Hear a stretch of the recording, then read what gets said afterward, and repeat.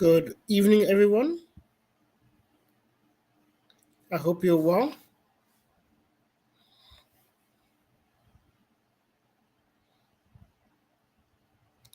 Just give a few moments for everyone to come online.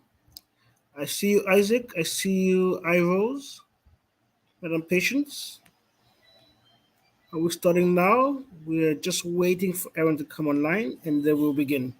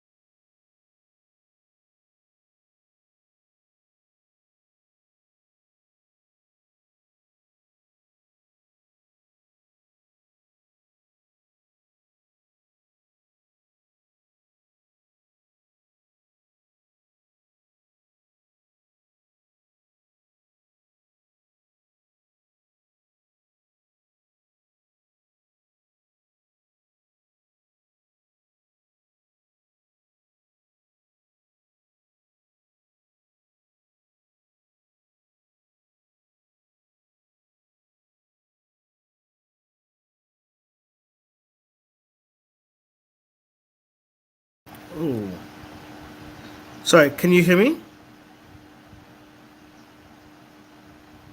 See if the audio wasn't coming. Please give me a thumbs up if the audio is coming.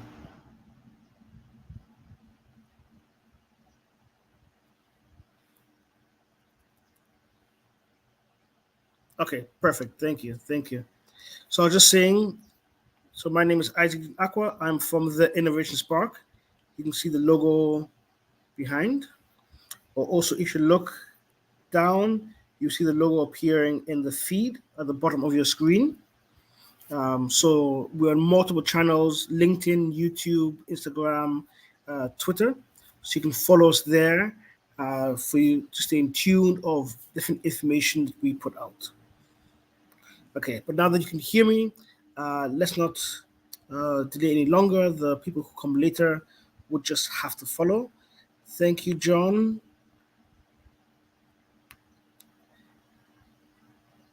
Okay, excellent. So that we have no more issues. Then, on that note, I will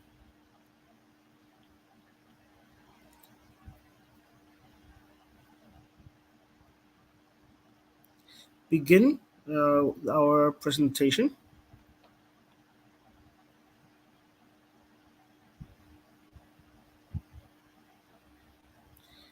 I hope the audio doesn't fluctuate too much.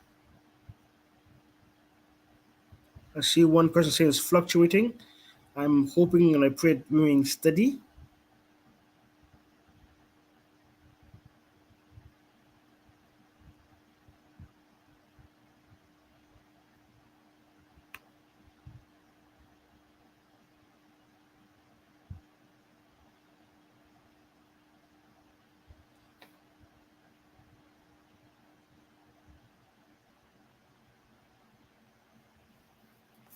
So this is the Mastering eCommerce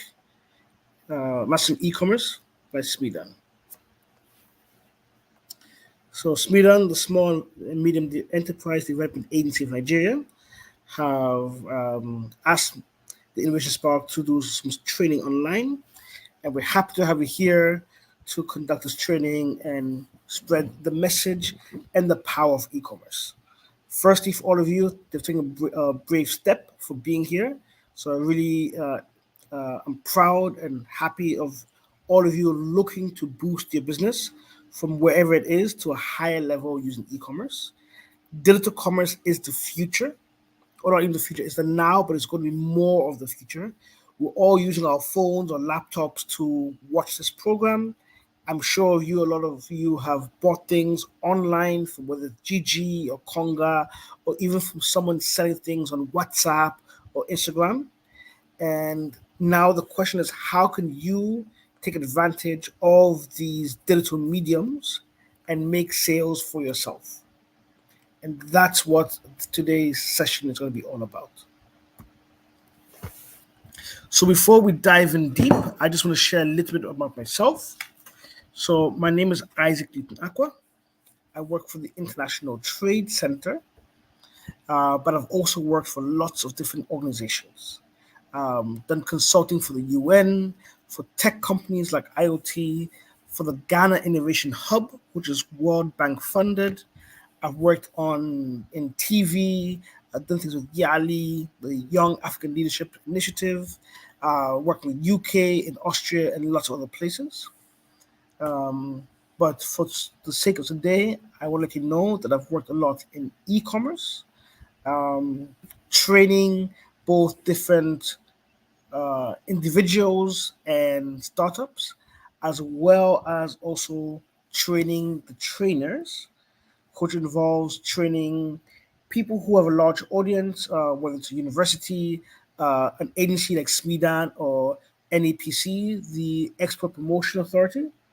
And then now I have the honor of also training you. So this is my background in general.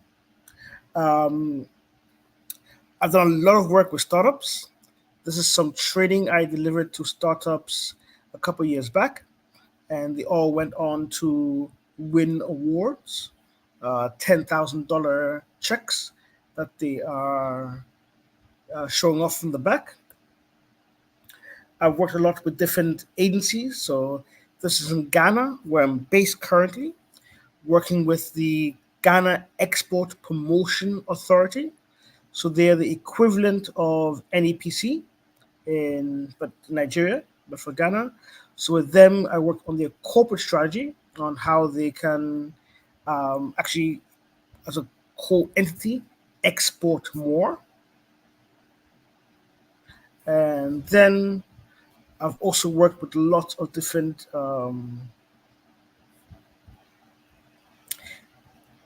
fields in the agriculture space directly. So, for instance, we did a tech field trip to the horticulture value chain with the Dutch Embassy, Holland Green Tech, and other players. And then we've also, oh, it's not showing.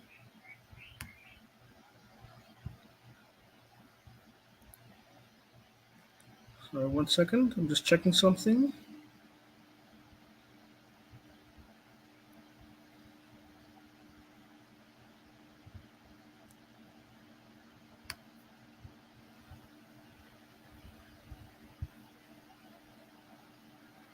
I'm just checking why it's not showing full screen. I've seen some messages.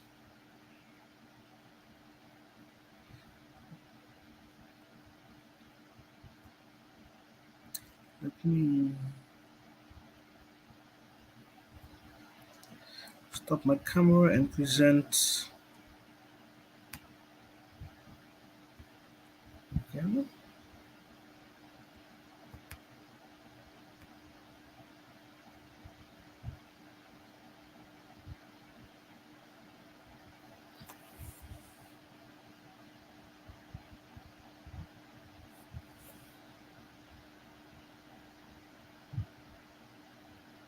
So sorry for that. I don't know why it's not presenting the way I'd like, but worked with the Dutch embassy on field trips. Work with the National Entrepreneurship Innovation Program on lots of agri-related matters with different tech hubs such as Cosmos Innovation Center, and have also been honored to host the delegation of um, an Austrian Minister of Agriculture that has come to Ghana, so we could showcase what was happening in the agri-tech space to him. So these are just some of the um, various things I've done in the agri space. And of course, working directly with farmers is something that I've done extensively. I come from a farming background with my uncle being a farmer, my grandfather being an extension officer, my cousins also involved with farming with drying of plantain chips, pineapples, and turning them into pineapple chips and dried pineapples. So I have seen lots of different things in the agri space. So I'm very interested to see what you are all up to. And on that note, for us to just know each other a little bit better, I'll be sharing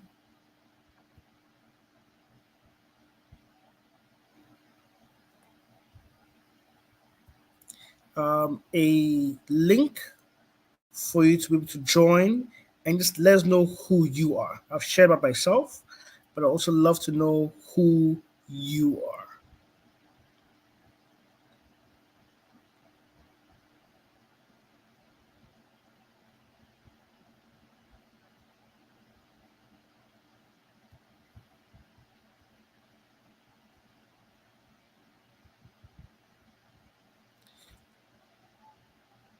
So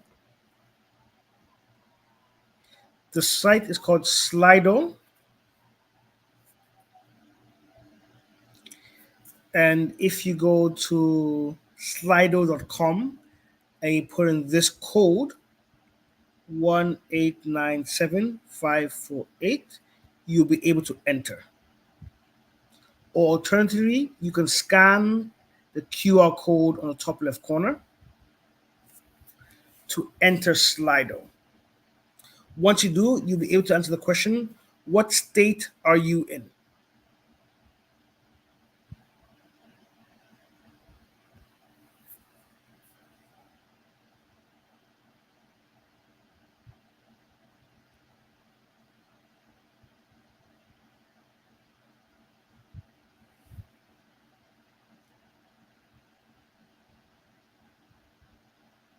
Yeah, so I hope go to that, share link. I'll also share the link directly with you on the YouTube. So what state are you link in? You can click the link on the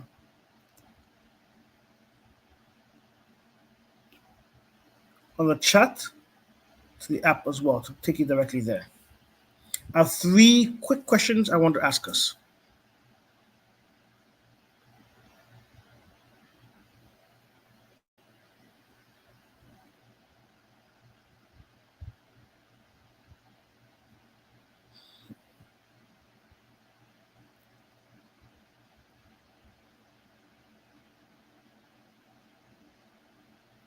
Are you able to join?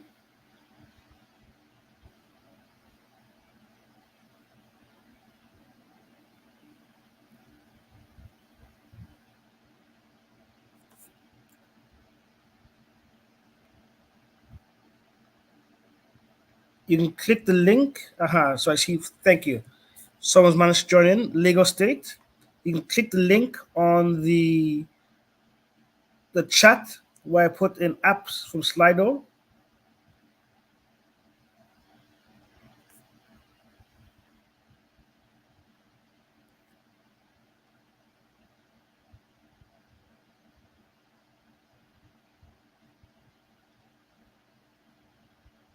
So we have Lagos State in the house, with Odun State. I haven't been to Odun State yet. I've been to Lagos.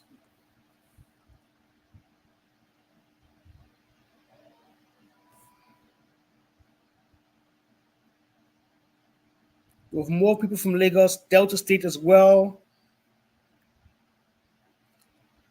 Just let us know where you're dialing in from.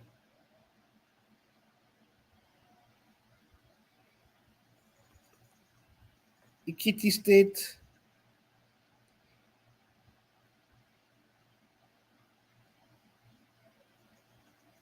So for those who haven't, you can just click the link and it'll take you straight here. To enter, you put in the code 1897548, which is on the left. Okay, we have a few from Ekiti, with Delta, with Lagos State.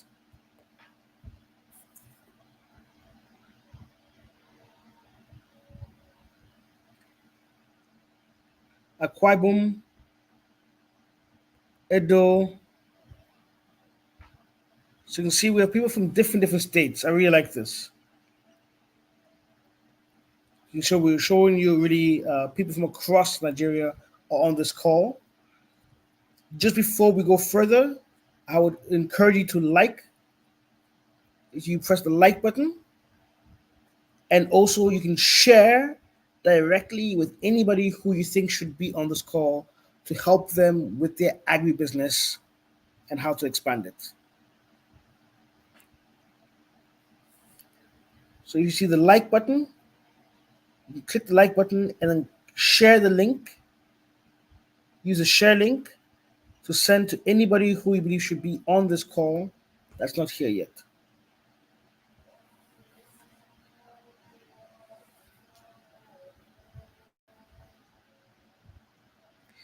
My next question to all of you. Actually, just one more person typing, and we'll ask my next question is, what part of the value chain are you in? Are you a farmer? Are you a buyer or distributor? Are you a producer or factory? Are you a seller of the final product, packaged or cooked? Are you a restaurant or so? Just let me know, what part of the value chain are you in?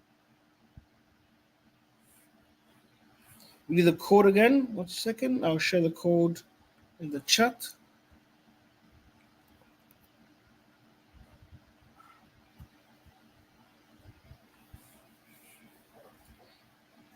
So please, the Didi Show, we've shared the code.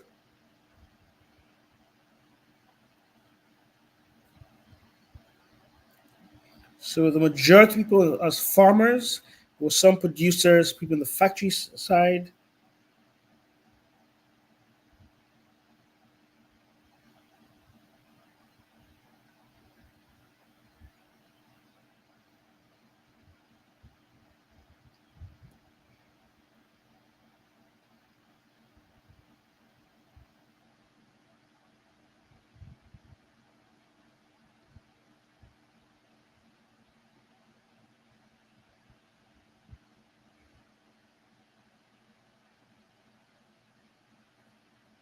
It was great. Now we know as well how to present and what type of challenges that you may be facing.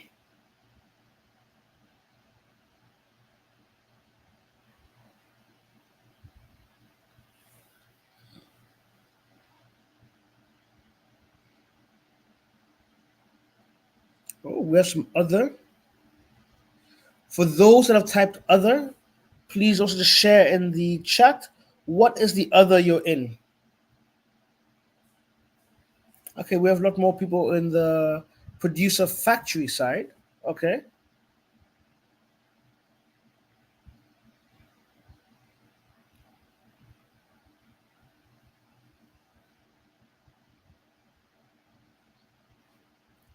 And then my last question,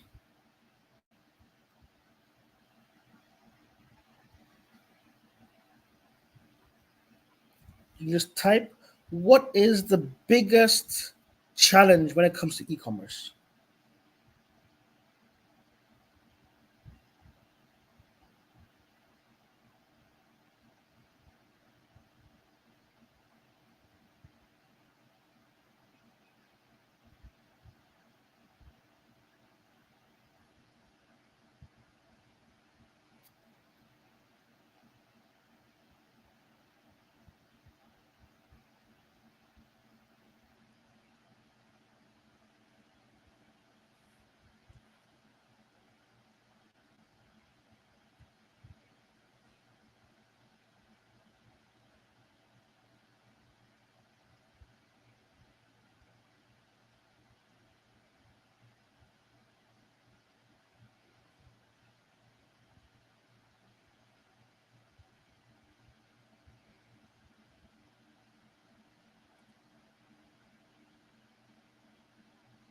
So just waiting for people to respond what their biggest challenge is when it comes to e-commerce.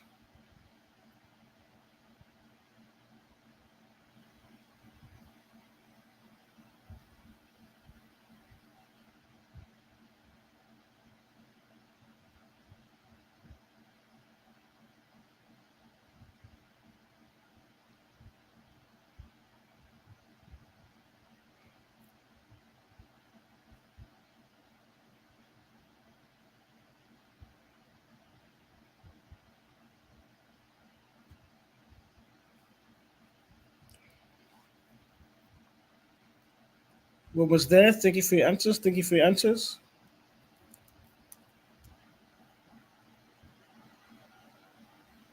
And I'll share them all in a second. Your biggest challenge when it comes to e-commerce.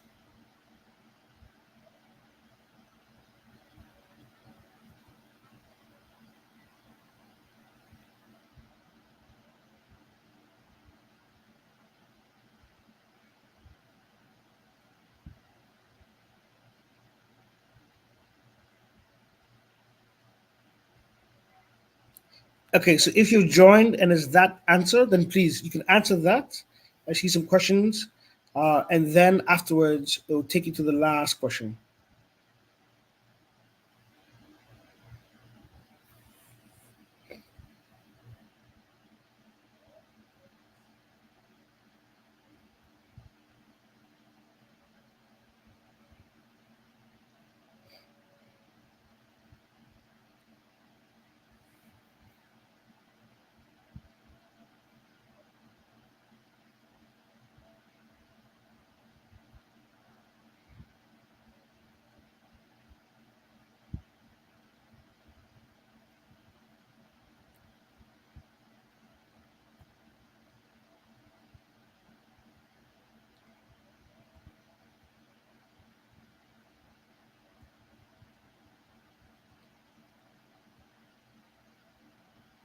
So sharing the answers now.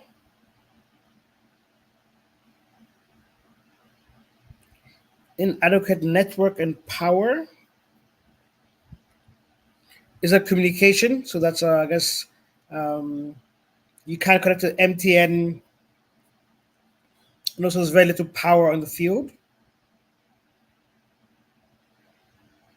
High rate of stock in the market. I'm into poultry, so a lot of competition. That's what I'm seeing from this. I see payment gateways, network. I think it's the same as the first one, that network issues. Customer acquisition and retention. I'm glad this is your issue. This is one thing we're touching today. Having to be the right platform. Also, something we're talking about today. Network, once again. So your network is a big issue. Managing the e-commerce store and payment gateway, including driving traffic to the site.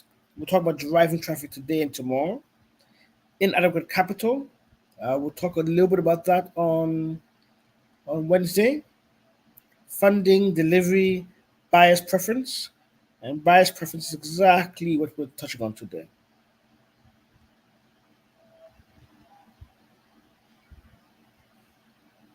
Funding, power, access, lack of adequate knowledge, payment processing, product visibility. We'll be discussing that today and tomorrow, specifically staying up to date with technology. That's a very big issue and very clear. Thank you, John. Inventory management. We'll be giving some offers for different companies that can help you with your inventory.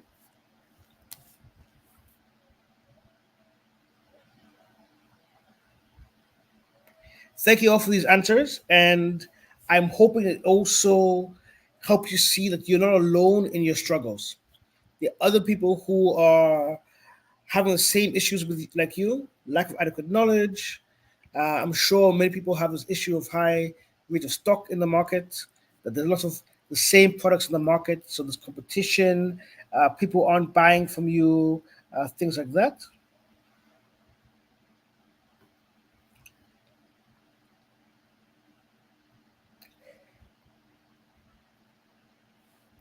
Inadequate capital is an issue, but hopefully we'll be able to resolve it in the near future. I can't just yet, but I know one company is looking to move into Nigeria that provides farmers with funding, so they come to solve your issues. Access to international markets, that's a very big one. And one I also would encourage a lot of you to look at. Um, so you can see two people are looking exactly on that access to international markets.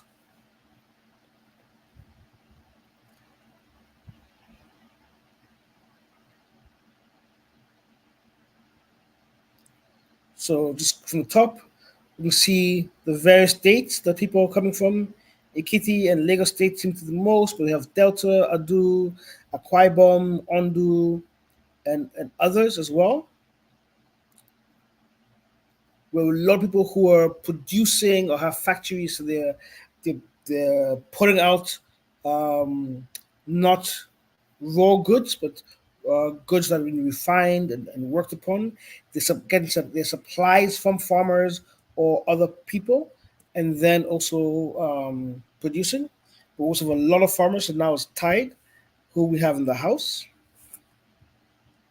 So we have a lot of agro processors. We have a few people who say other. So I'd love to hear from them in the chat what they are doing. And then you see the needs people have: access funds for expansion, access to international market, power, but also a lot of it is, I mean, so thank you, John, for detailed list, and we can talk later through this. But a lot of this is no lack of adequate knowledge, competition, payment gateways, but especially things like customer acquisition and retention. And that's really what we're going to be diving deep into today. Just if you're joining us, thank you for joining us. Once again, please keep the chat going. If you like what I'm saying, if you have questions, please put it on the chat. Put it on the chat. Once again, if you're liking this so far, you can like the YouTube page. You can subscribe to the page firstly, but you can like the stream, and you can also share to whoever thinks should also be here to join the session. And now let's go back to the slides.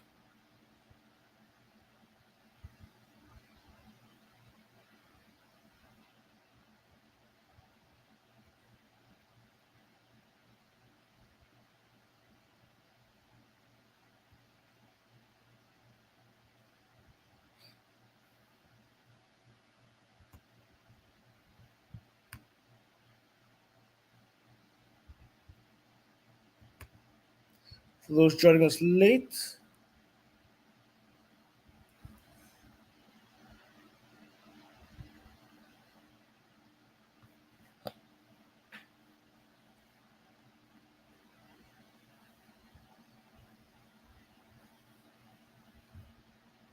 I'll say my name is Isaac Aqua, your facilitator for today, works in various fields. including the International Trade Center. So I help people with access to international markets. We help different people with funding as well. Have worked with different parts of the UN with a set of programs, media, and so on. You can find out more on the Innovation Spark across all our channels. So to e-commerce,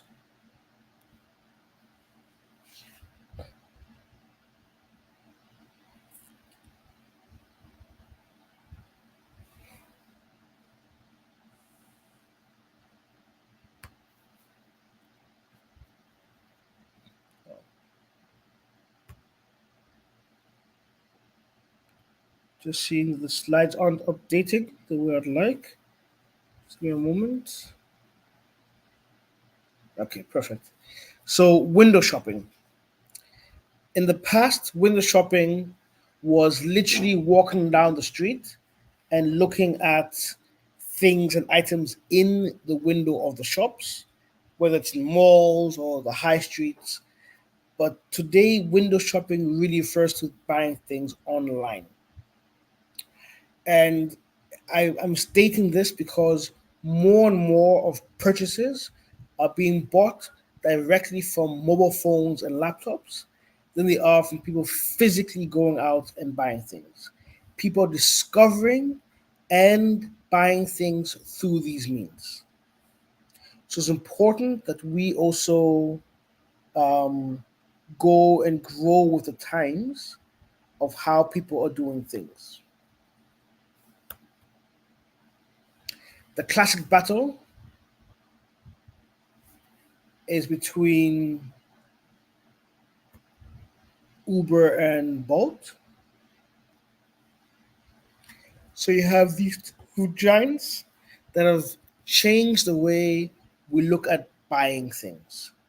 And it's now no longer about finding a taxi in the street, but it is about being able to get to your destination by simply.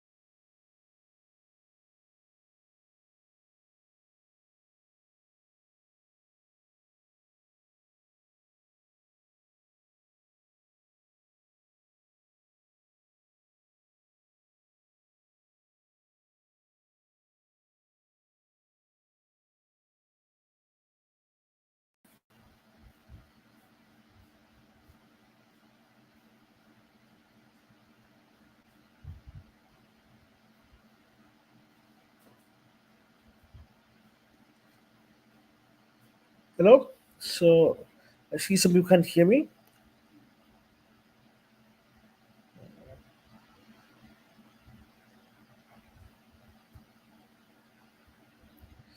Just checking once again. Can you hear me?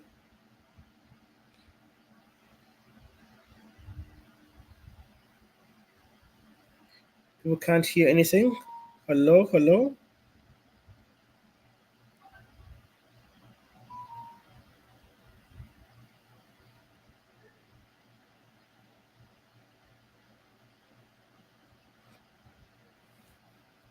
Okay, thank you. Good.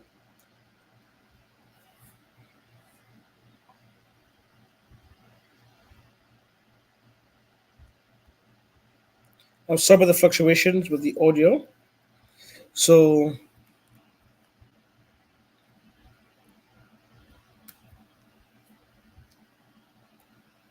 looking at success,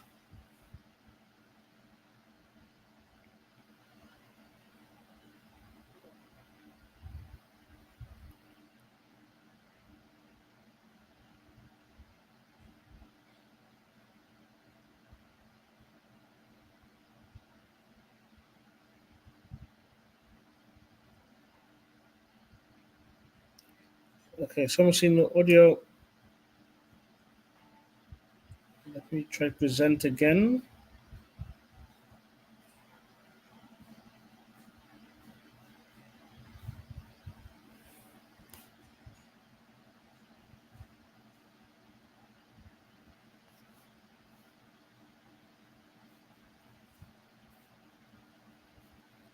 So we're looking at success and what people usually see.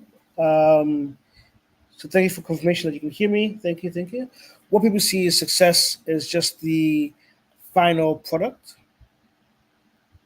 but there's so much that goes on behind the scenes that enables success. There's a lot of hard work, persistence, late nights, rejections that all go into enabling or making success happen.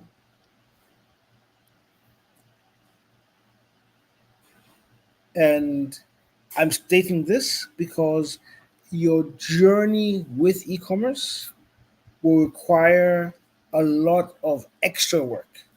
You're already doing a fantastic job in your core business, your farmers, your producers, your distributors, and it's very challenging what you're already doing. But now, on top of that, you need to now also add additional things of learning new modules, learning about technology, learning about various aspects of systems which might be new to you, but important so that you can utilize them and make them work for you.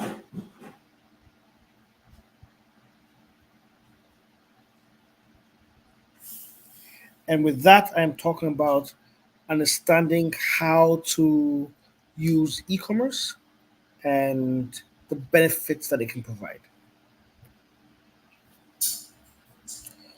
One thing that I'm always very strong and quick to state is this phrase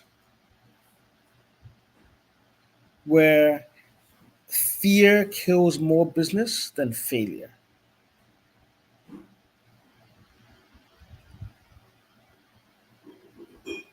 It's a powerful statement because a lot of us um, are afraid to try new things. And it's that fear of new that actually doesn't allow us to succeed. We're scared of failure, but it's actually the fear of it that limits us.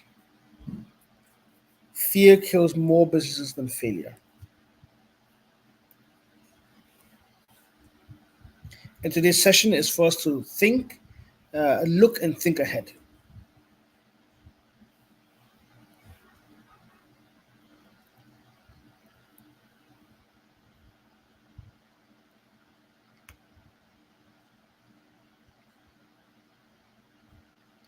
So we'll look find different ways to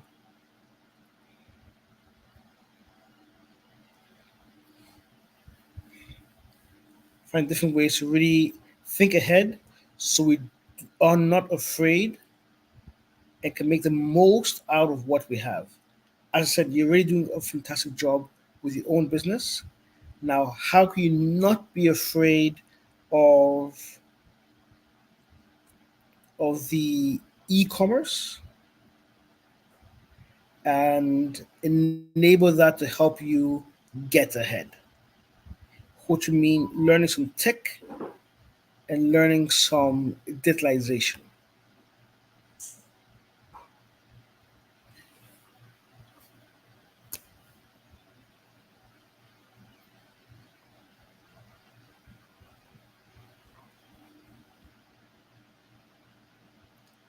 So there's a quote: "A victorious warrior wins the war first and then goes into battle, whilst a defeated warrior goes into battle and then tries to win the war."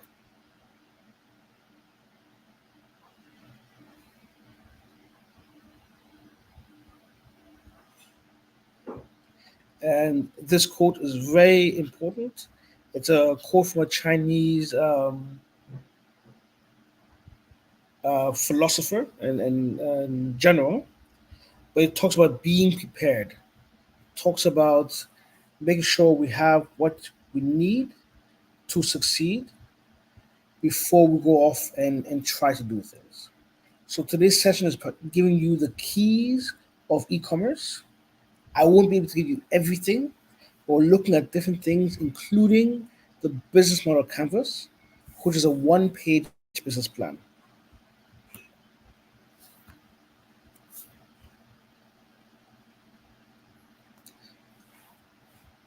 But as we dive in, let's look at sales. So I created a sales acronym, which stands for select, attract, lead, execute, and sustain. Again, select S, attract A, lead L, execute E, and sustain.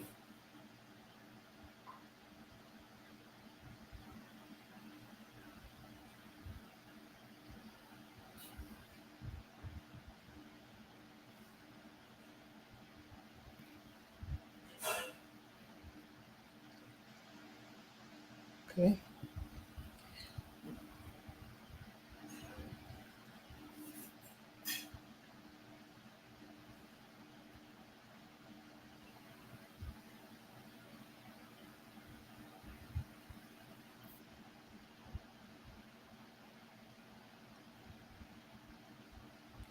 So just go to share.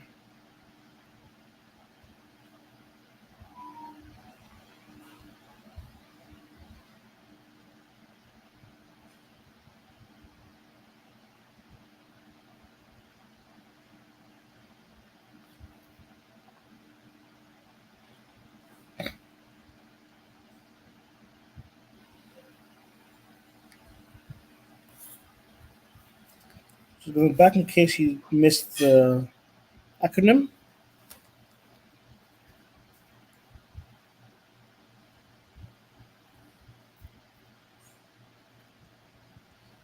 sales. Select, attract, lead, execute, and sustain. Let's dive into each one. Choose wisely. Some of the comments earlier was about people looking to find the right customer. Um, Too much supply in the market. Finding and maintaining customers. The first part is to choose wisely. And this is all about making sure you select your customer. You need to know who your customer is. Whether you're selling to a factory, so which factory do you want to sell to? Is it the one that's closest? The one that pays on time? The one that pays the highest? The one that will give you barter, give you some of the final product? You have to select what and who your customer is. So you really need to think, who are you creating value for? That's the first big question you need to think about and answer. Who is it that you're creating value for? The next is really thinking about creating a customer persona, which is making a mapping of your different customers. What are their goals? What are their pain points? What are their challenges? What are their expectations? And seeing how do you match that? How does a customer find out about you? Especially now we're looking to go digital. How will they find out about you online? What will they use to evaluate if you're good or not? Now, put yourself when you are buying products on GG or Conga, how do you know if a product is good or not? Checking their ratings, checking their history, checking how many stars they have. and how would customers and potential customers rate you, and how would they make their purchase. A lot of you talk about payment gateways, so we'll talk about that, whether it's a Money Point or Flutterwave or Paystack. But how will they then make their payments? And after, what support do you have for them?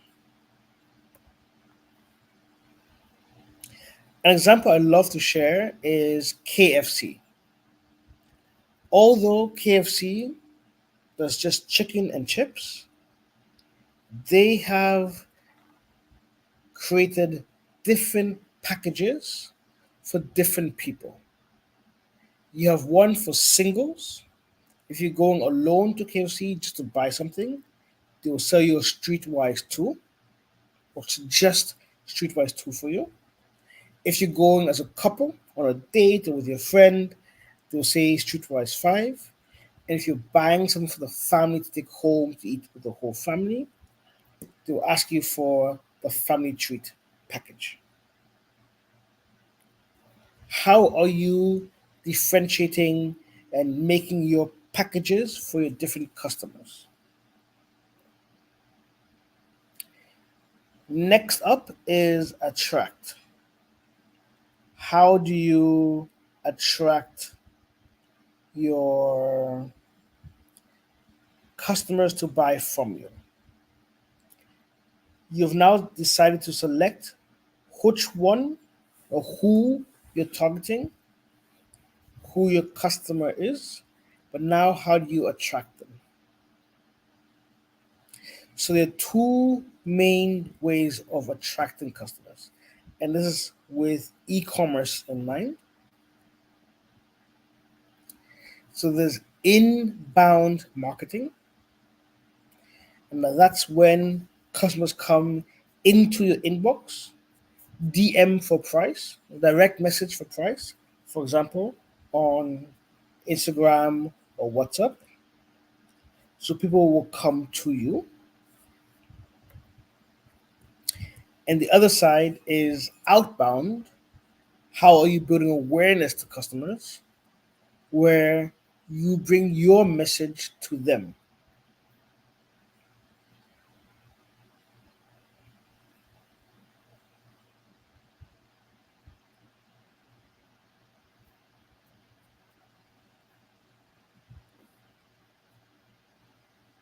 So those are two ways for you to bring about your message out, inbound and outbound. And one of the questions that came up, platforms. The question of platforms should really be you thinking of where can your customers find you online? Where are your customers? Are they on Instagram? Are they on LinkedIn? Are they on TikTok? On Snapchat? On WhatsApp?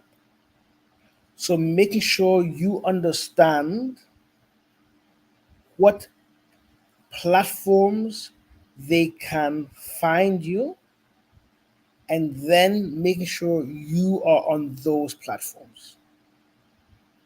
If your customers are very young and hip and on TikTok and you're not there, then they can't find you, and therefore you'll be missing sales. If your customers are more mature or older and they're on Facebook and on TikTok, and you're putting all your information on TikTok and you don't reach them, it's because they're on Facebook and LinkedIn. So you need to understand where your customers are, and you can ask them directly. Because I'm sure you're already selling to people. So you just ask them, by the way, what social media channels are you on?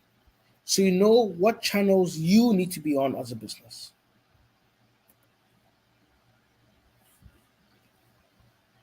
Now we are at lead.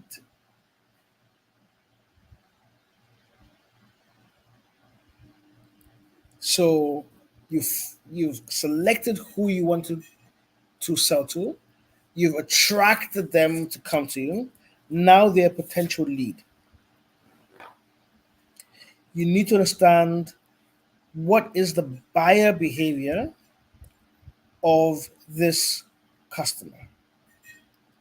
How do they act? Do they buy right away? Do they want a free sample? Do they want to pay in installments?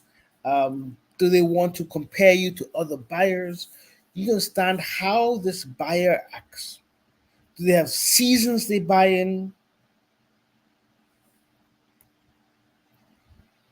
And what information do you actually have on your customer? This is now really thinking of how are you collecting information about who's buying from you. What state are they in? What city are they in? How much are they buying? How often are they buying? What of your products are they buying? To really get an understanding and knowledge of who they're buying and who's buying from you.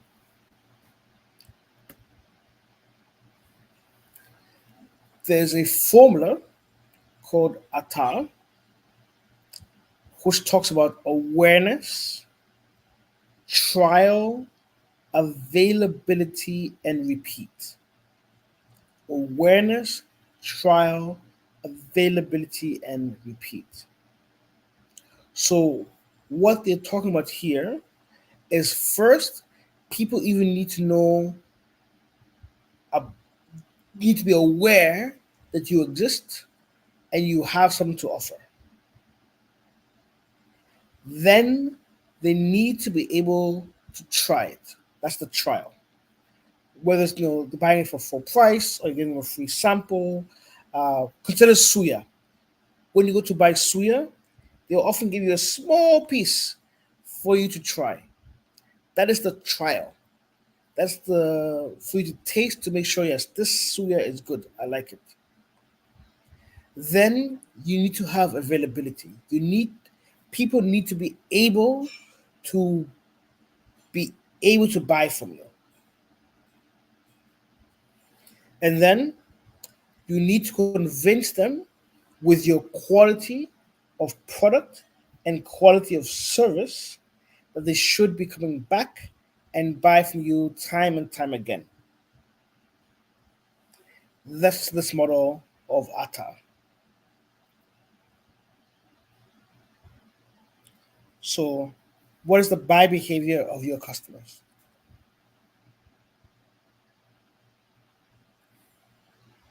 If you guys have some behaviors of customers you want to share, drop it on the chat.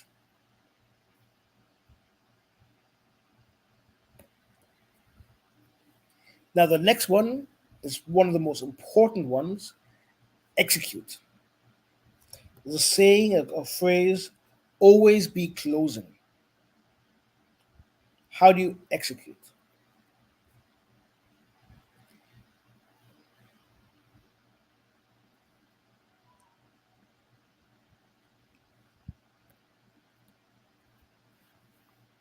So, one founder states most people assume there's no interest if they don't get a response to the email and will stop following up. I don't. Life is all about the follow up, especially when it comes to the startup hustle. And he's saying that a lot of times you need to follow up with your email or with your call, even if the person says no the first time or doesn't reply, because that's when you can get your deal over the line. So, how do you seal the deal with your customer? How do you make sure you close the deal?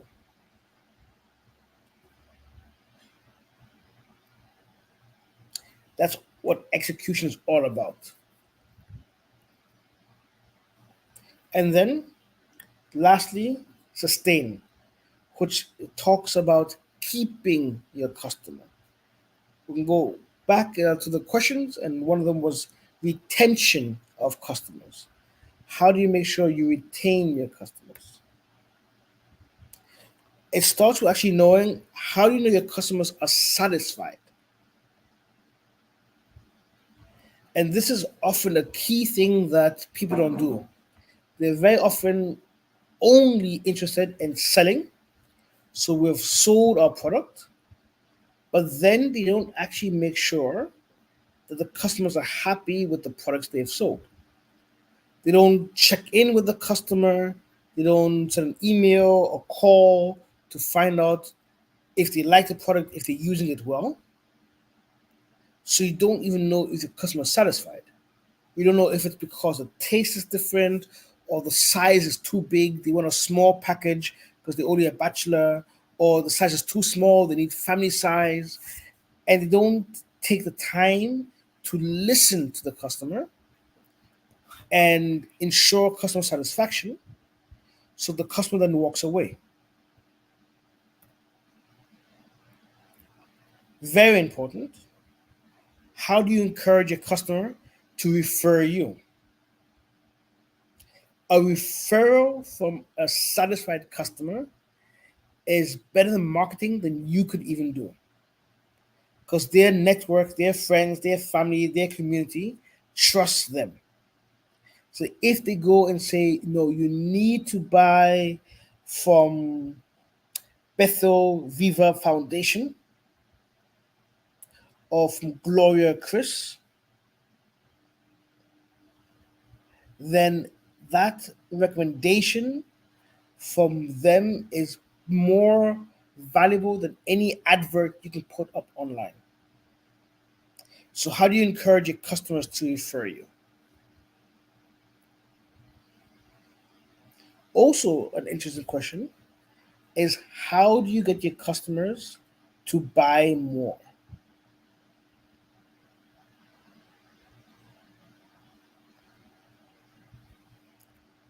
And that's the question of, okay, when you get them to buy an additional thing on top of what they were planned to buy. So they end up spending more money with you than initially intended.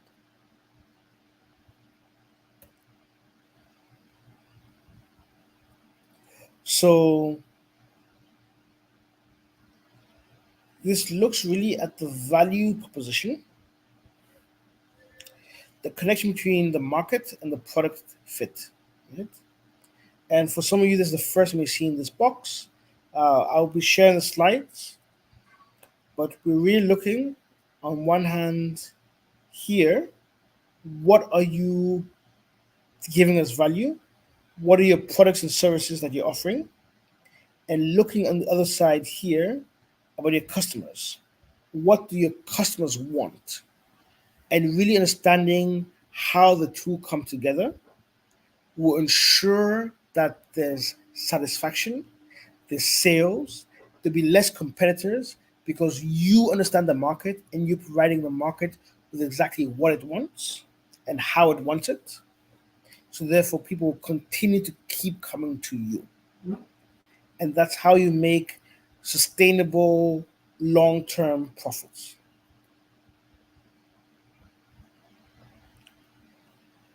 So it's really looking at all the products and services that you're offering.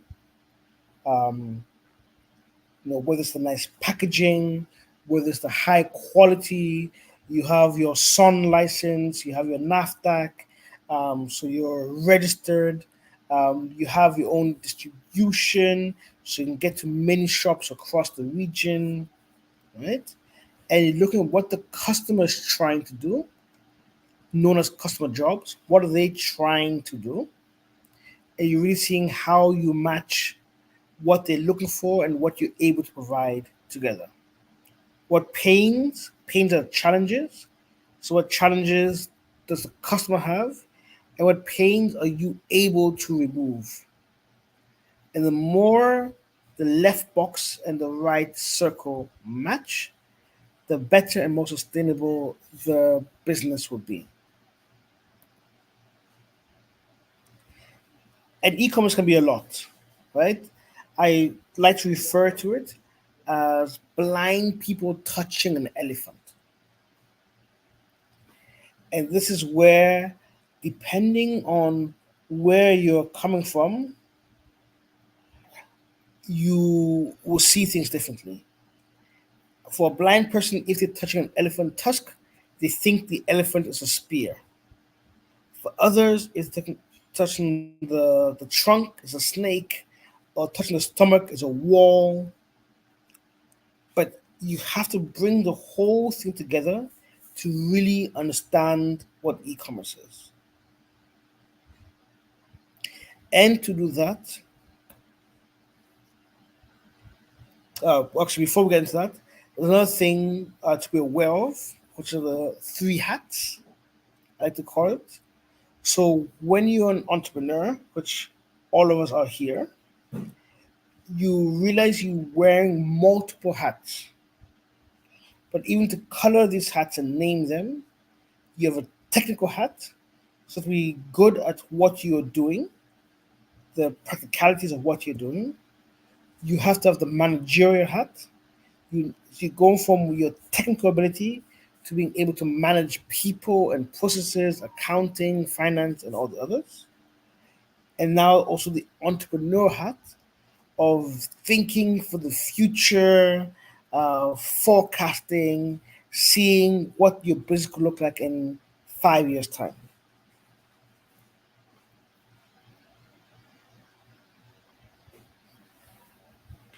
And to help us do that is a tool which is my favorite business tool, the business model canvas. Essentially, it is a canvas. For those in the creative sector, they understand a canvas to be a place they paint, they picture the vision. A model, which is a representation of, and a business, a means of making money.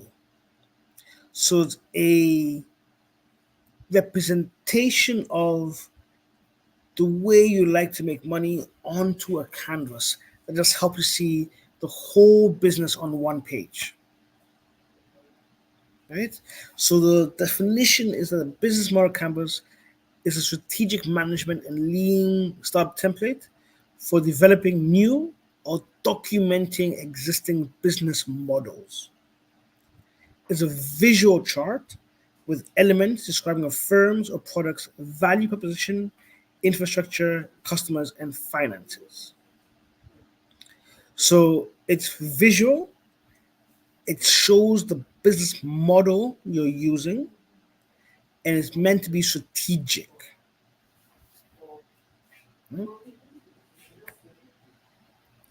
So, clarity. It helps bring clarity into how the business works. So, you now, like you're wearing glasses, get to see deeper into your business and understand what different aspects are enabling your business to work, and oversight. So, you get the full picture across the organization, across your business, of the various things that are happening and how they will all come together. That's the beauty of the business model canvas.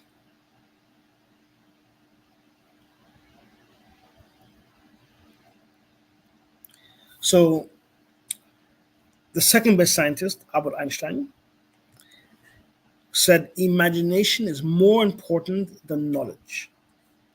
For knowledge is limited to all we know and understand, while imagination embraces the entire world and all there ever will be to know and understand. Essentially, what I want to share with this is that we can use our imagination when we're creating the canvas.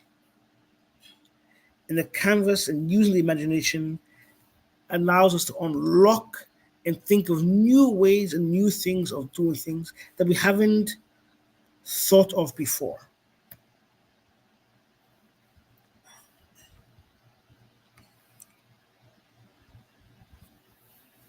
So, with that,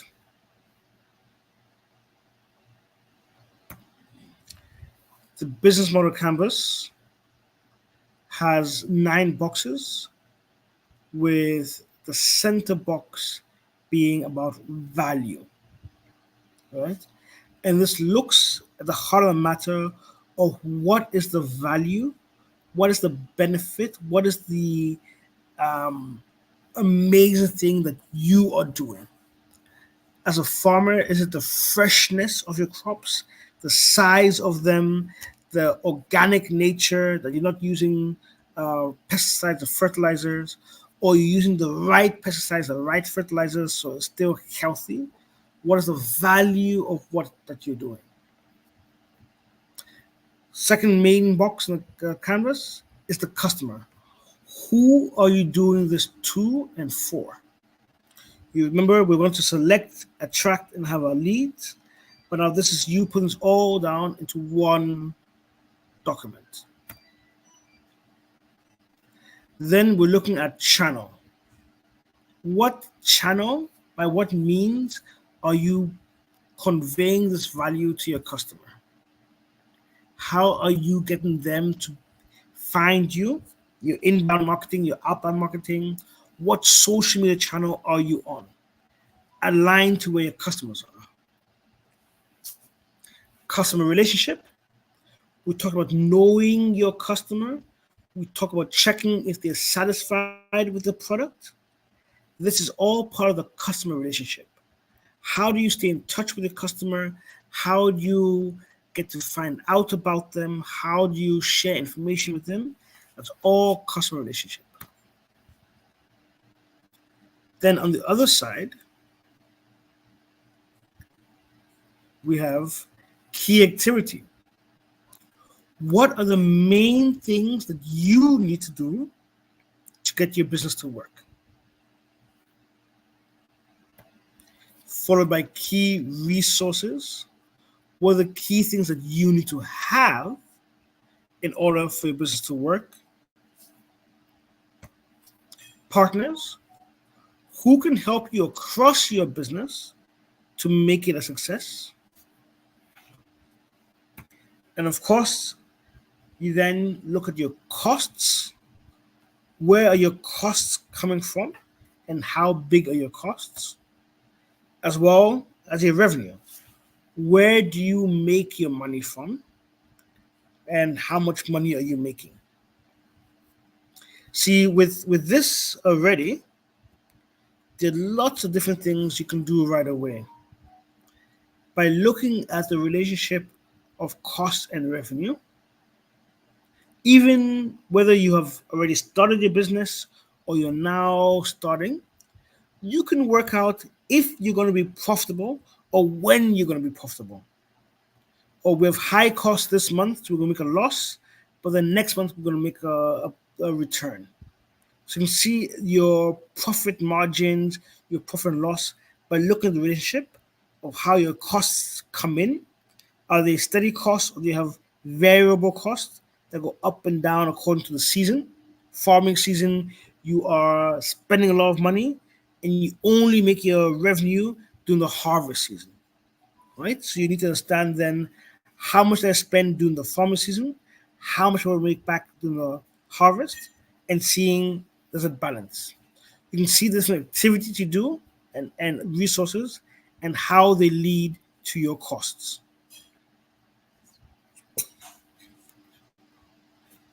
And then you can see the revenue, the customer relationship part. So the customers are coming and they're spending for your revenue to be made. So how many customers do you have? How much are they spending? And that's coming down to your revenue, right? So you can start saying, okay, how do I increase the customers I have? How do I get them to buy more? How do I get them to stick? And they'll all directly affect your revenue. And the channels, especially because we're looking at e-commerce, what digital channels are you looking at? So is it Instagram? Is it your own website? Is it on an e-commerce platform like Gigi? Where are you that your customers are also? And how are they spending there for you to increase your revenue? I just want to make sure and check, is this making sense to people? Can you just type in the chat if you're understanding this, if this is helping you with clarity? Can you give me a like on the stream or a comment in the chat if this is making sense.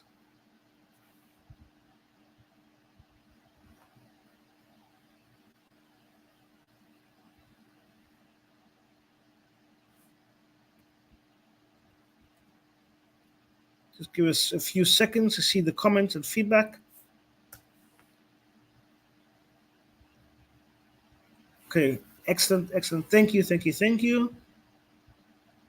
If you're lost, if this doesn't make sense, please also ask, and I can give you some more clarity as well. It's making real sense. I like that.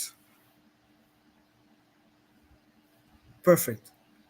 The key activities, these act almost like a checklist of what you need to do. And please drop your questions, drop your questions. So consider this like a checklist of you thinking, okay, I need to do A, B, C to make my business work. And that's how the checklist of the key activities work. And the key resources, as a farmer, you need land. As a producer, you need a factory, you need either a milling machine or a dryer or something. These are all different key resources you need. So understanding the key resources, then you can make sure you have what it takes to build your business. I see a question about examples of variable costs and fixed costs. Okay.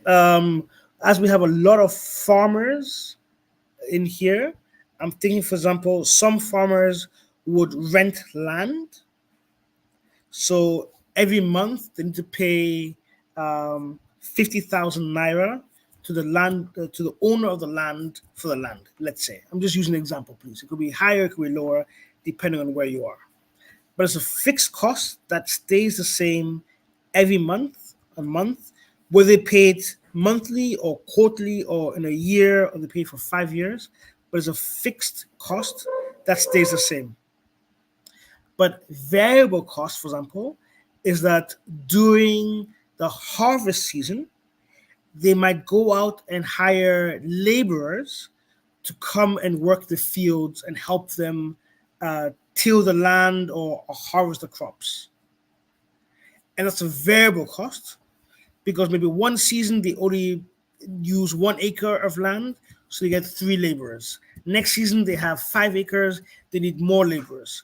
So that cost of labor changes harvest by harvest, season by season. So it's a variable cost that changes over time. So I hope that's clear with variable cost and fixed cost. Same for a factory. They bought the machinery, they're paying for the rent or paying for some things that are fixed. But for example, a variable cost for them would be power or also the amount of generator fuel they'll need to buy. So on the months where NEPA is very good for them, they'll buy less generator. On the months where NEPA is not cooperating, they'll buy more generator fuel. So that's a variable cost that comes up and down depending on the season and the spend. Thank you for your question. I'm sure other people were also having some of these same questions. And if you have questions, please drop them on the chat. So Bel Aqua is a water company here in Ghana. It's kind of, I think you have H2O or other water companies in Nigeria. Please drop in the chat some of the water companies in Nigeria that are very popular, the bottled water. But I want us to use bottled water as an example of the business model campus to give you a tangible work through that you can see how this can be applied, right? So let me see a bottled water company from Nigeria. Drop it on the chat.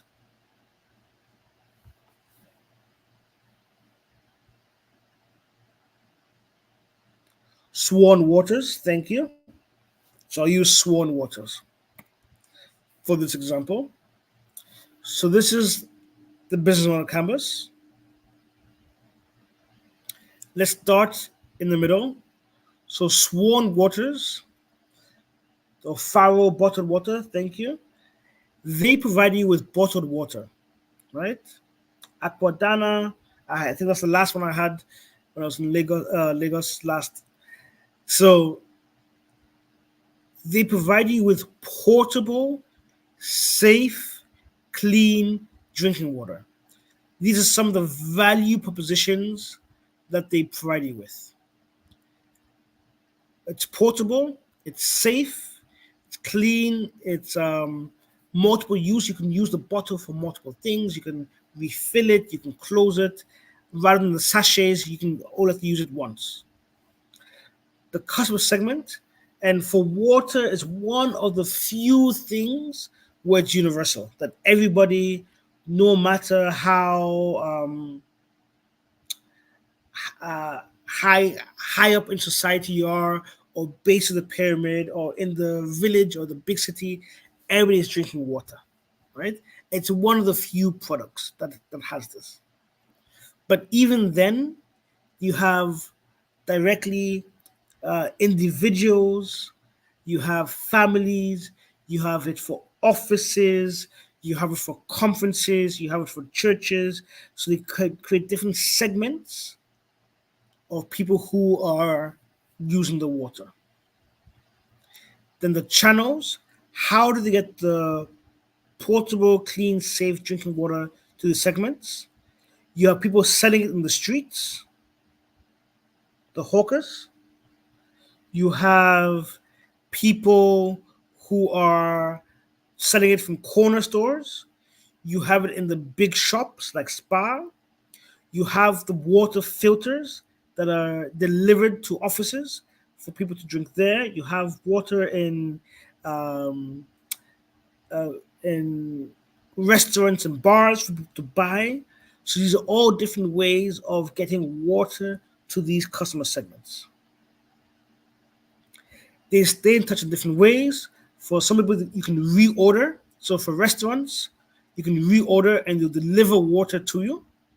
For others, you go to the shop, so they have good ties with the shop, like Spar, to know when you need to refill the shop at Spar. So it's a customer relationship. Stay in touch with who's buying, with the procurement of who's buying. Activity, they need to make sure to have a good water source. They need to make sure to filter the water, to package it, to label it, and distribute it.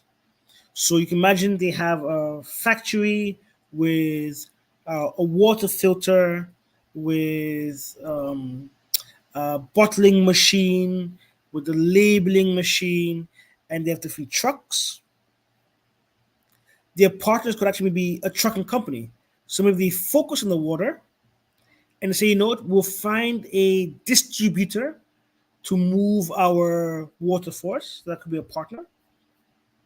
I'm sure they're working with Sun and NAFDAC to make sure the water is of high quality. The costs, you have the cost of the machine, the cost of water, the cost of pumps, cost of the salaries of people involved, cost of all the marketing they're doing here and distribution. And the revenue streams, the revenue from individuals and households, the revenue from bars and restaurants, the revenue from offices and other venues buying their water. So I'll just pause here quickly to see if this is making sense.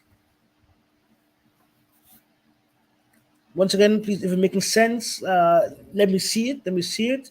If you're lost, please don't hesitate to say, I'm lost, I don't understand something. I'm here to help you, and I'm sure there are other people who might be shy. So if you're lost, say it. If you have understood it, also say it. I want to make sure that the message is going out. So you can leave a message on the chat. You can also leave a like on the live stream. Is making sense? Is making sense? I'd like to hear that. Thank you very much.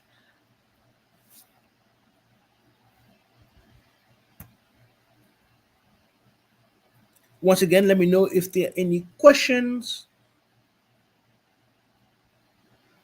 Thank you, Esther. Thank you, Alu. Thank you, Suleiman. Thank you, Mary. Thank you, Patience. Thank you, Aisha.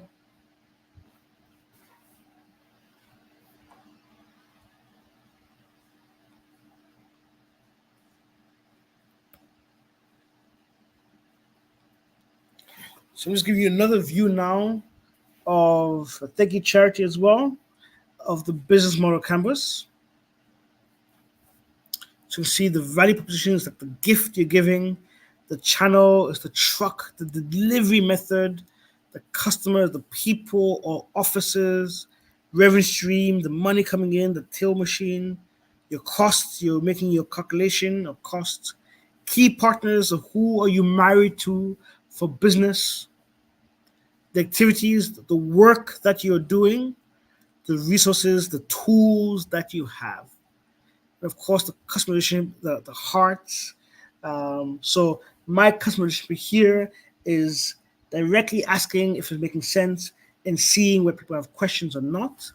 And this is my way of making sure my customer segment, you understand what's happening, right? So it's the hearts over here. And thank you for sharing some hearts. I'm getting a lot of love. Thank you, thank you. All right. So we'll be diving more into this on Wednesday, but I do want to state the real competition is not between supply chains and not companies. Us again, the real competition is between supply chains and not companies. And for farmers and producers, you understand that you need each other. You can't produce without the products coming from the farmers.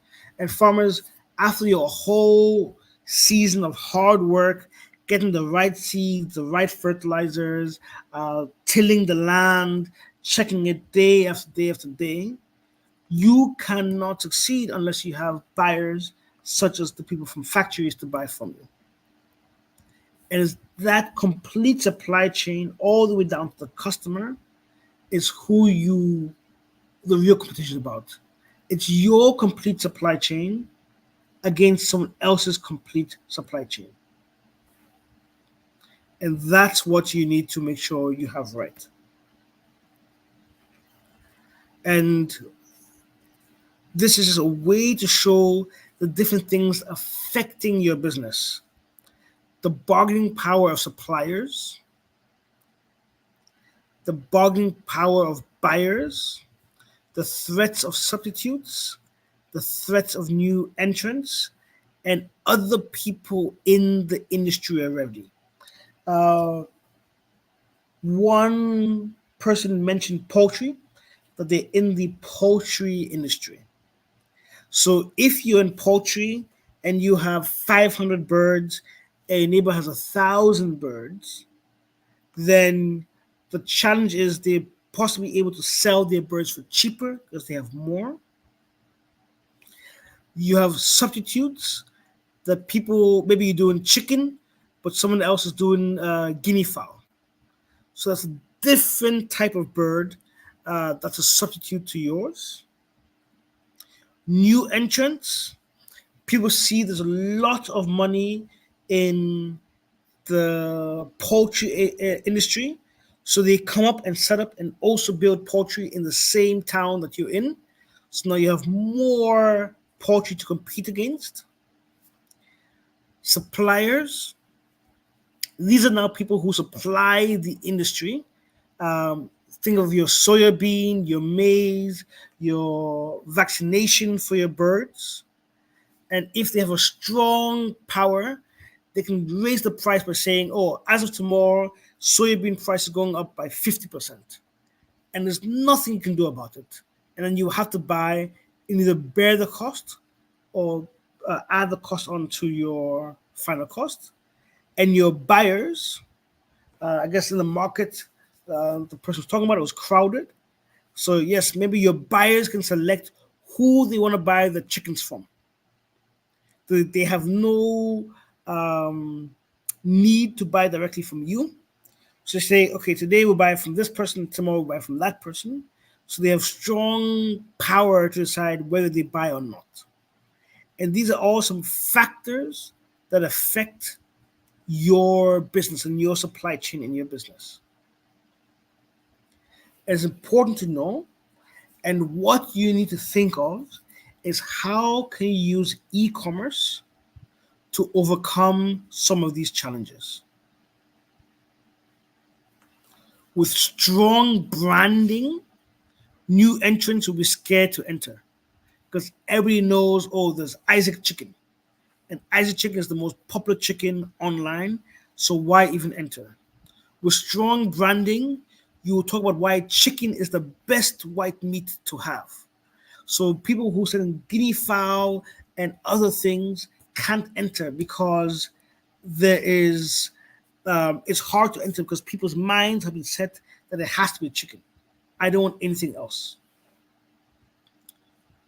With strong branding, your buyers would have to buy from you. They know that you are the brand that people want and trust, so they have to buy from you. With very good e-commerce, you can find more buyers. So you can skip over the buyers that you've been selling to and find buyers. You can sell directly to restaurants. You can sell directly to factories. So you can now skip these middlemen and sell directly, reducing the power of the buyers. Maybe now only 50% of your goods are sold to them, and the rest you're selling directly to customers. And therefore, their power over you is now diminished. They can't now just say, oh, we're going to change the price anyhow, because you already have your own market. And that's the power of e-commerce. Even finding new suppliers. So you can put an advert out there. I'm a chicken poultry farmer with 1,000 birds looking for X amount of soybean. And now you can find new suppliers of soybean. So whoever was supplying you before needs to be aware and make sure they can match the supplier to make sure that you don't go outside. So this is one way of using this information and e-commerce to really optimize and see how you can access new markets and how your digital presence can help protect you in your business. So e-commerce really is your product, a payment system. We talk about payment gateways, and fulfillment and delivery of your good.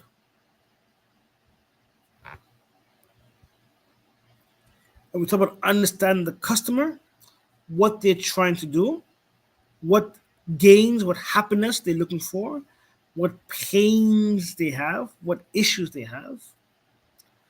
Looking at yourself, what gains you're able to give, what pains you're able to remove, and the products and services that you're offering.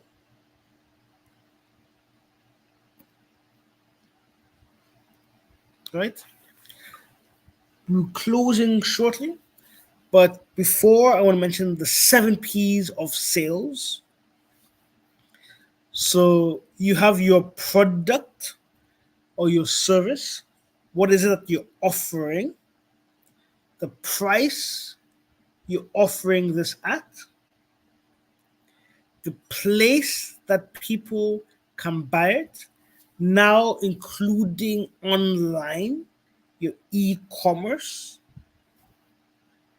and the promotion. How are you making people aware of your product and service?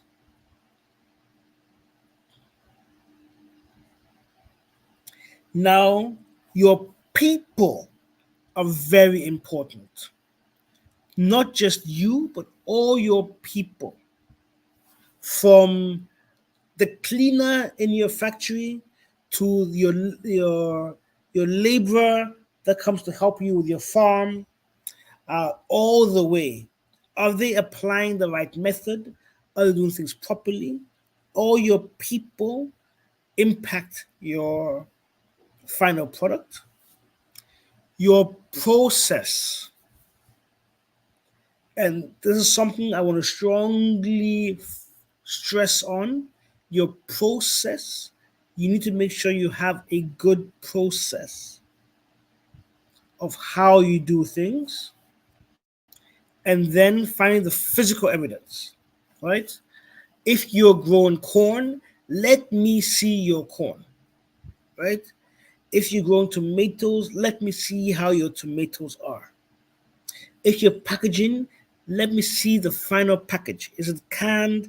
Is it in sachets? Is it in containers? Let me see this final process.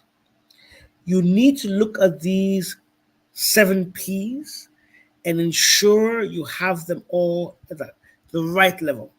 Sometimes your price might be too low.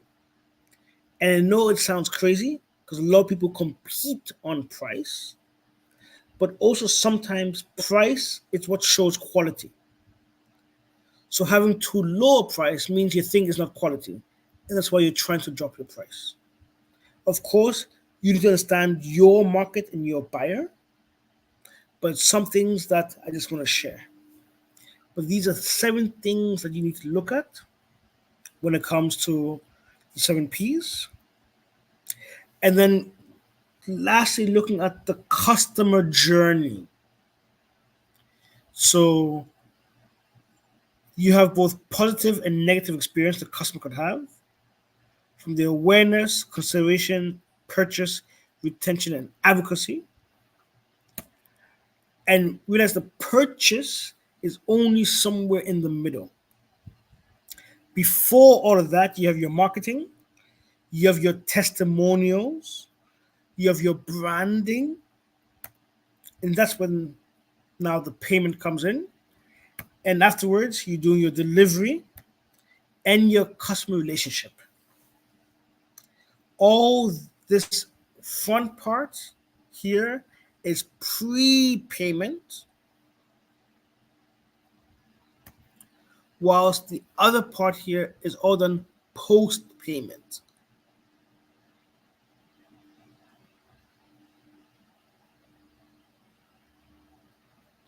And I'm stating this because a lot of time we only focus on the payment,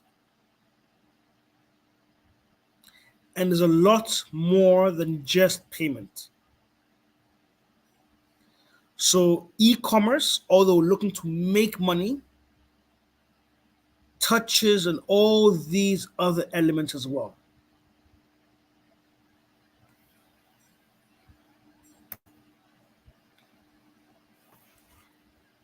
So now let's have some reflection. Please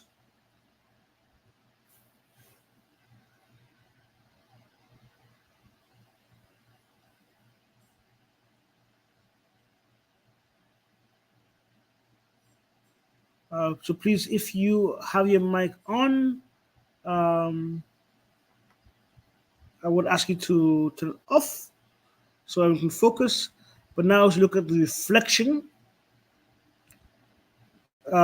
please drop in the chat any last questions, but also something that you've learned from today. What have you learned from today? What are you taking away?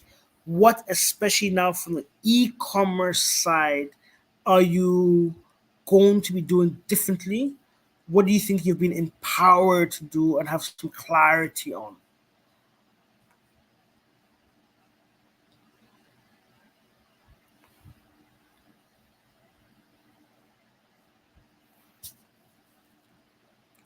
Just looking at the chat, wanting to see what pops up in the chat.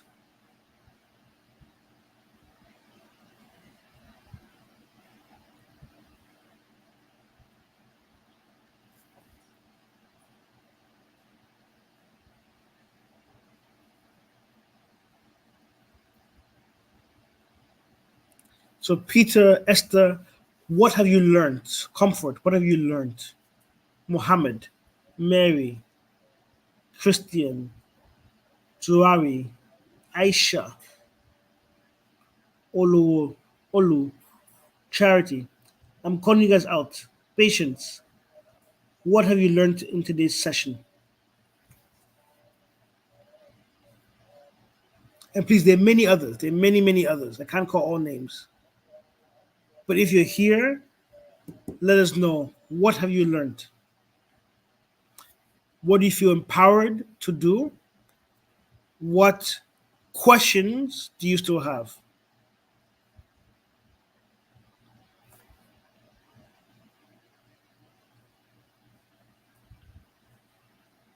Someone asked a question on the variable and fixed costs. What are the difference? Okay, let me start there. Thank you very much. I see nutrition. So the variable and fixed costs. There's some costs that you have that remain steady throughout.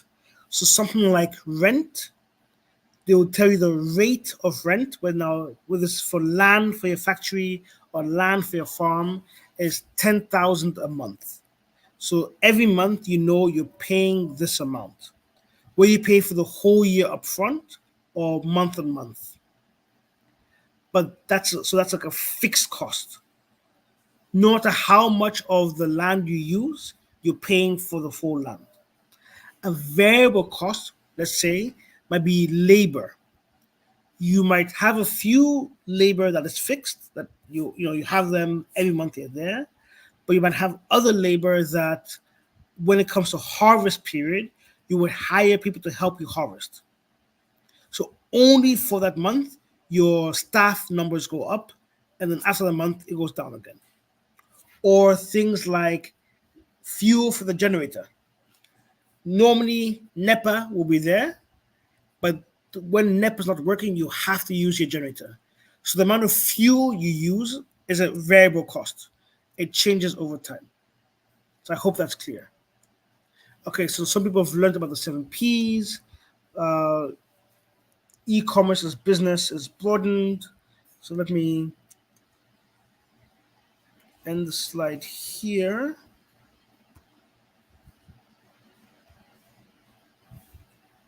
So let me share what people are learning. Charity, I've learned about the 7 Ps. That's great news. Thank you, Charity. And I'm hoping that you'll now be able to apply the 7 Ps, now that you're aware of them, and see how you make use and apply the 7 Ps. With e-commerce, business is broadened. Thank you, Meredith. Exactly. You can see how you can increase the scope and scale of your e-commerce, um, of people using your product, getting more access to market, more audience from it. Charity also mentioned SALE. I'm hoping you mean also the sales, the acronym, to select, to attract, to have your lead, to execute and sustain. So you're missing sustain, which is a very big one. People often miss that. Aisha has talked about the customer journey. Thank you. Right. So it's also very important to understand the customer journey so you can then see how best to make your customers happy. At the end of the day, it's your customers that are paying you. So understanding them and seeing how best to make them happy will help you out a lot. I've learned how to market my products. Thank you, Nasir Omar. So that's showing really, yes, how you market them. You need to get your products out there. So I'm glad that we'll be able to help you there. I've learned a more scientific way to serve and sustain my customers and business. That's awesome. That's really great to hear. Very happy to hear that. Thank you. I've learned a strong correlation between digitization of business and e-commerce. 100%, Ola Kunle. Um, we need to digitalize your business to be on e-commerce. And it's so much of an important factor because more and more things are being digitalized. Our whole world is digital, so your business needs to be digital too. So very good observation. It's actually educators, the class. Thank you, Mohammed. I'm very happy to hear this. Very, very happy to hear this. I'm seeing how to market my product, about the 7Ps, product price, promotion, people, process, physical evidence. Excellent. Thank you. Patience, of the customer chain.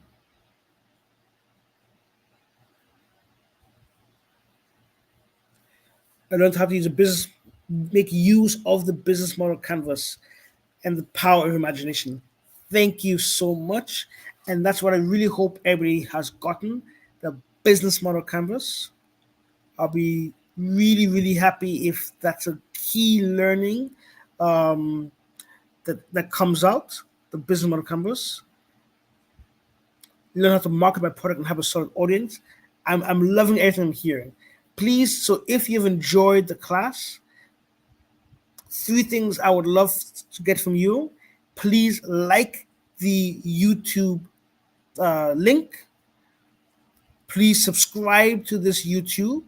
And yes, this video will be made available on YouTube so you can come back to it. We have our next session tomorrow, same time, same place. Please come on time. Please share the link with somebody you believe should also be here for them to also gain this knowledge. And with that, I will then ask if there are any final questions.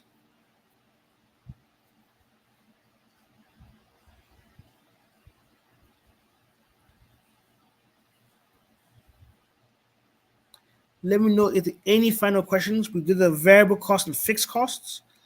We have an idea of the business model canvas. People think it's making sense.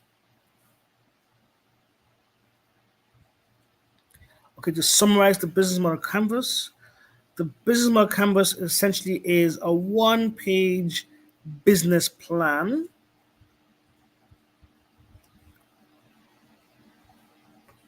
I'll just present it one last time.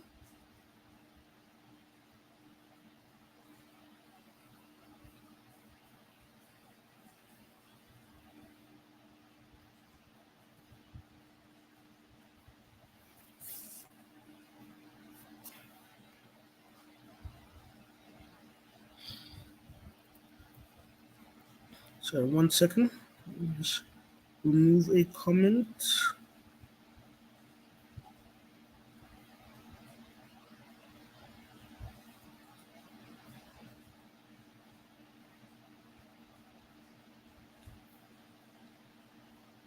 So the business model canvas, I hope you can, is a one-page business plan.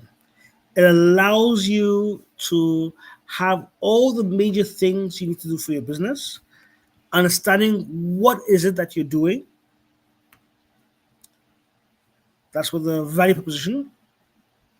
What is that you're doing? Who are you doing it to, the customer segment? How are you getting your value across to them, the channel?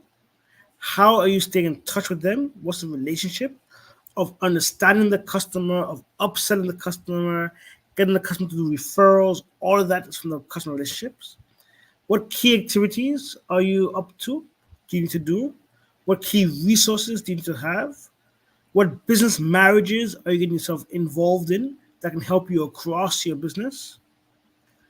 What money are you making and how and where? And what costs do you have? That's the importance of it. It allows you to document both existing plans. So you can say, this is my business today, and you can document it on the canvas. You can say, okay, what happens if I digitalize my business and I use e-commerce? And then you can say, okay, you know what? I can find more customers if I use e-commerce. I can charge more money because now I can sell directly to my customer. I don't have to pay the middleman. So Let's say I sell my product for 20,000 to a distributor, and they sell it for 50,000 to the end customer. What if I can now sell it to 40,000 to the end customer? So now I get more money for my products. I'm increase my revenue, right?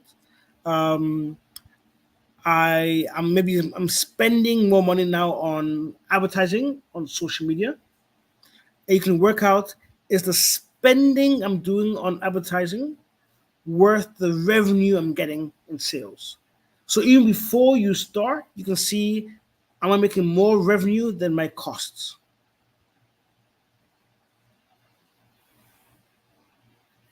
Right? So that's the importance of it. It's a very powerful tool that enables you to really understand things in depth. And we'll touch on it tomorrow as well, looking at some other aspects of the business model canvas.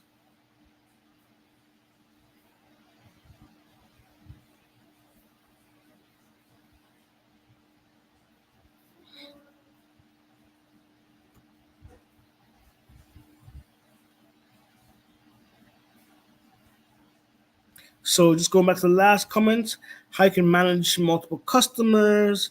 I'm very happy to hear there's some patience. We'll work on the 7Ps to create a more unique strategy for my poultry. Perfect. And that's exactly what you should do with it. Very happy to hear patience. I'm excited for you already. Understand more the power of the business model canvas. I've learned a lot of interesting, all my business still in small scale. So with this teaching, I've learned how to expand my business and market my products. Esther, that's great to hear. And that's exactly why SMEDAN is doing this. They want both small and medium enterprises to grow and learn. So they've gone to find me and other trainers to offer you knowledge to help grow your business. So I know they'll be really happy to hear and see this. Christian, thank you very much. I'm very happy to hear. I understand the need to attract specifically people who need your products. Mary, thank you. And that's so important because so often people try to talk to everybody and they realize actually they're wasting time and resources on people who are not important to them. And by really understanding who is your customer, you can spend more time on them and make sure you give them what they want. So I'm so happy you're able to articulate this learning. Thank you all. Thank you for the training. My pleasure, my pleasure. Thank you all.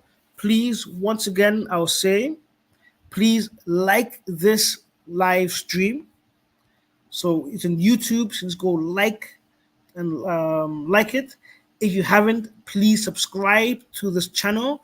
We'll be having all our trainings here, and there'll be more material that'll be coming here as well in the future, and other things are also here. So please like, subscribe, and share. Please share for tomorrow so you and your other colleagues also hear. If you have people in your workplace, your friends, your colleagues, let them also know so they can come and benefit from it. I'll tell you the truth, a lot of my trainings are paid. I'm doing a free one for SMEDAN. So this is the opportunity to get this for free. So make most use of it and let your colleagues know as well. My pleasure, Ngozi, and my pleasure, Meredith. I'm glad it's been interesting. Tomorrow, we're here again, starting from 7 p.m., and Wednesday, one last time. So please come on time, come with your questions, come with your comments, but please like, subscribe, and share. My name is Isaac Newton Aqua. You can find me on multiple channels.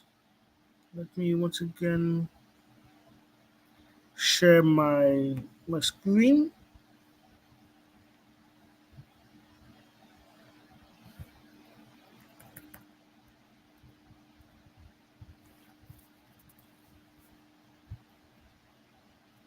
So Isaac Newton, you can find me on like LinkedIn. That's my preferred channel. So go there. If you want to request a friend request, just put SMEDAN so I know where you're coming from. Just put SMEDAN in the link.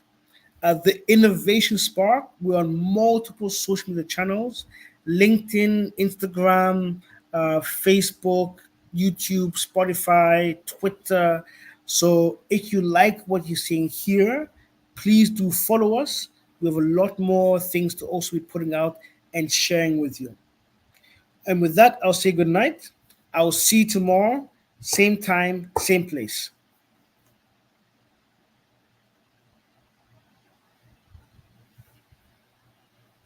Bye.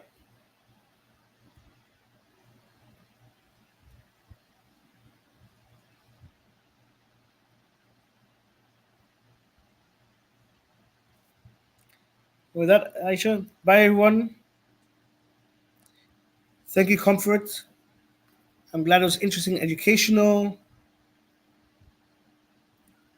Thank you, Aisha, once again. Thank you, Charity.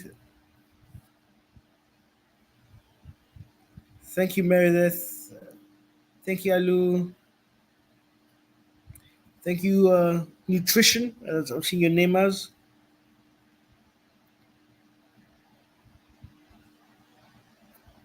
Good night, good night.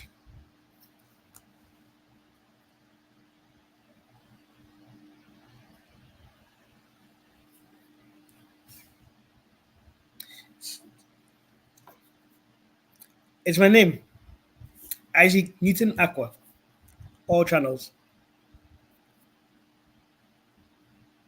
Good night. See you tomorrow, everyone. See you tomorrow. Excited for day two. Excited for day two.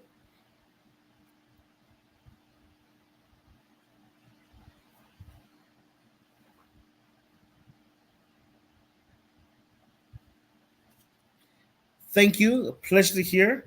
Pleasure to hear. Good night, Peter. Good night, Esther.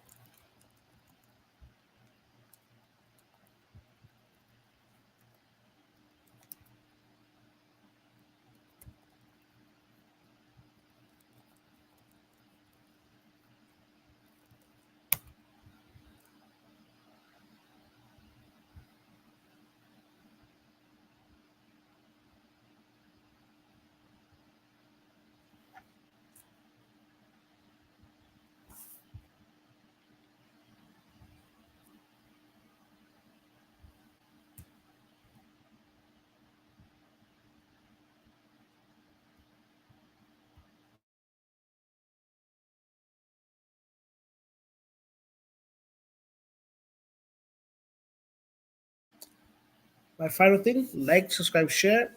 See you all tomorrow.